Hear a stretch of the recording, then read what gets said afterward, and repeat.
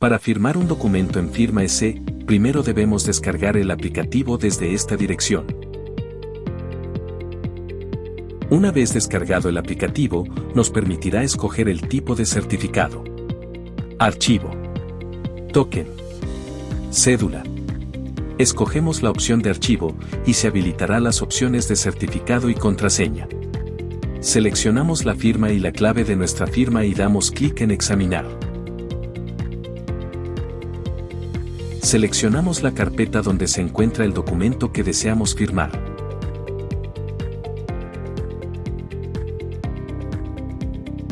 Verificamos el lugar donde vamos a firmar y damos clic en estampar.